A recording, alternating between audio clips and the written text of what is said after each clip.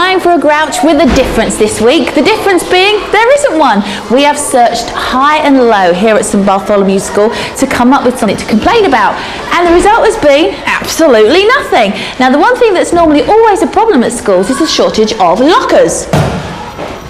However, here at St Bartholomew's, it's not a problem. Everybody's got a locker and also a nice little dandy hook to hang your coat on. Another grouch that comes up with monotonous regularity is the serious lack of bike sheds in most schools, so much so that bike theft is a serious problem. But here at St Bartholomew's they stand triumphant because they have acre upon acre upon acre of bike sheds. In fact, so many that they're half empty. And then there's that popular grouch we always get about the corridors being too narrow. Well, here at St Bartholomew's they are so wide you could drive a car down them. And another thing not to grouch about here at St Bartholomew's is the fact that if the pupils get a little peckish, then food is available to them at any time of the day. Sounds good to me. And if you want a phone home, there's even a payphone. So basically, St Bartholomew's is a grouch-free zone. Not quite, Jenny. Oh, what do you mean? Well, we have to wear these dreadful shorts even in competitions. Oh dear, not good then. No. So what would you rather be wearing? Cycling shorts. Okay, do you think they make you look bad?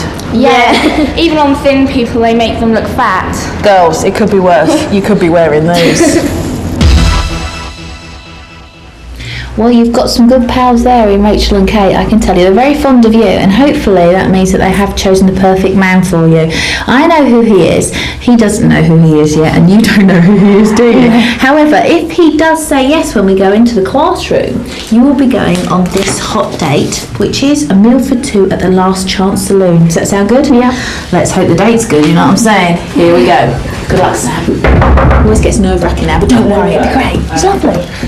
Hello. Oh, sorry to disturb you, sir. Is it all right if we come in? Yeah, absolutely. Oh, thank you. Right, now nobody's really expecting this. This is the part of the show called Pop the Question, where basically Sam here has told me what kind of guy she likes, her ideal man, and I've had a good route round and tried to find the ideal man for her.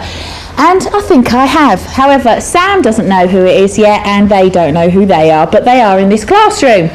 Now, this person has quite a weird taste in music, apparently.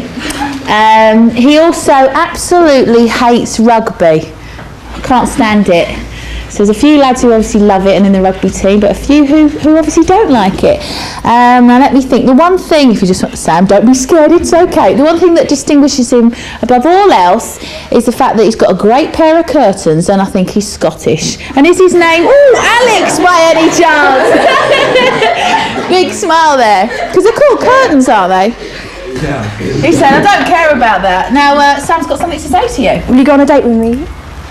Yeah.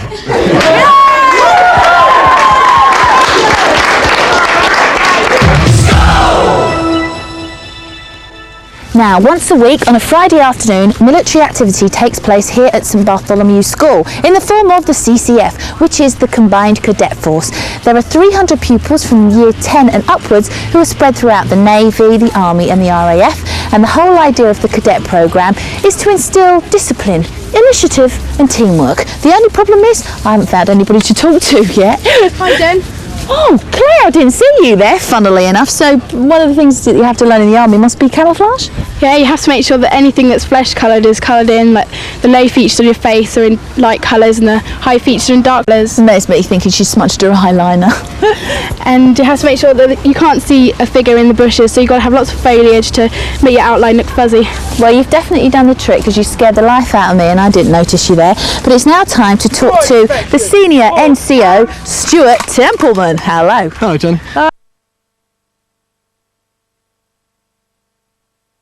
Now, can you just run us through what's going on here? At the moment, they're just showing that the rifles are clear. Right. What? Make sure there's no rounds in there at all or anything. So they're real rifles? Yep, the proper cadet GP rifles. Well, I'm glad they're unloaded. What else do you get up to? We get up to stuff like field craft, swimming, skillet arms like you see here, orienteering, and we do field days as well, where we'll go out, do section attacks and the like, have a senior NCO party who are the enemy, and then we'll have to go off, find them and attack them. Okay, what does NCO stand for? Non-commissioned officer. Should have asked that before. Now for the Navy. Now that has to be the way to travel. Welcome to the Navy here at St Bartholomew's School, and Michael's going to tell us what kind of things they get up to. Well, obviously we do a lot of sailing. We have a couple of rowing boats that we can use at a local sailing club. Right. And also use some of theirs. Yeah, and what about on dry land? What things do you practice? Well, we learn about... It was upside down then. We learn about the role of the modern Navy, and there's also a number of courses we can go on to, including gunnery courses and general acquaintance. So, Michael, is a sailor's life for you? I don't think so. No. No, not if you have to go upside down like that. Okay, now, Jackie, can you just tell us what this manoeuvre is behind us? Okay, we've got a formation of ropes called a jackstay, and it's for transporting equipment and men across to ships, a gap. Right, okay. Well, Lee's having a fine time, that's all I can say, and I'm off to find out about the RAF. Hi, Caroline. Hi. So, this is the RAF? Yes. Well, this isn't much fun, is it? What are we doing? We're marching at the moment. It's an easy and effective way of getting the cadets from one place to another. Oh dear, well, if I were you, I'd join the Army or the Navy, because they have much more fun. No, Jenny, because the Army or the Navy don't get the chance to go up in one of these.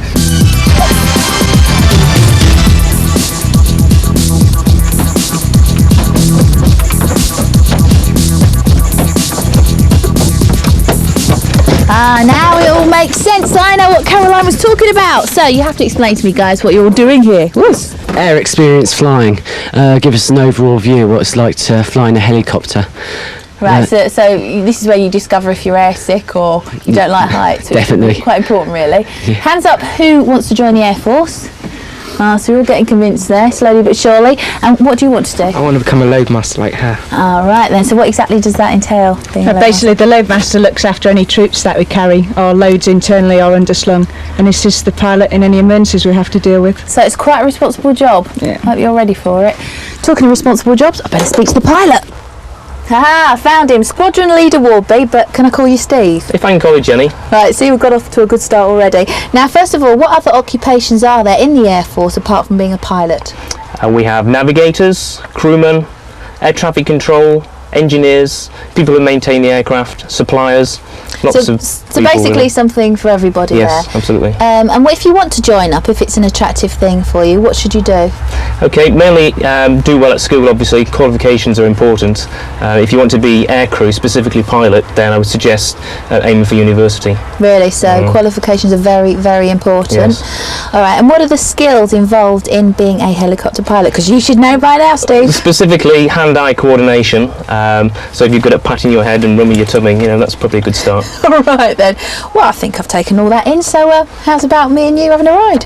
Sorry, Jenny, we've got too many people downstairs, and I've got a co-pilot to sit where you are. Oh, cheers, Steve. I don't know, I go to all that trouble, get all genned up on how to join the Air Force, and what it's all about, and what happens? Oh, shit. They let you down. Then again, khaki never was my colour.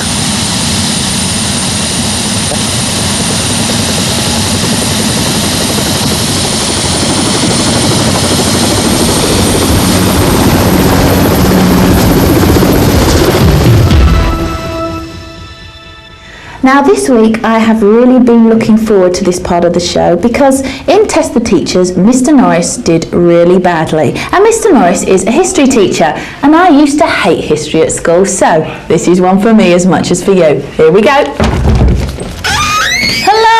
Hello everyone. Hello Mr. Norris, how you doing? Hello. Oh, please come this way. Oh, you're just saying that, aren't you? No, very You were friendly. hoping I'd forgotten. Not at all. Okay, now in these 3 envelopes are 3 forfeits. Now listen carefully. One of them is to do the 4 3-fits. Very funny. forfeits. It's a comedian as well. Sorry, yeah. But one of them is to do the cross-country course dressed as a ballet dancer. The other is to get gunged. And the third and final forfeit possibly could be to wear school uniform for a week. All right. Okay, Super. now while you make your decision from A, B or C, what do you think he should do? What do you think you'd like to see him suffer? Hey? Well, just tell me which envelope that isn't in. Good. Go on, quickly. All right, it's A. So let's see what between What can it be? What can it be? Here.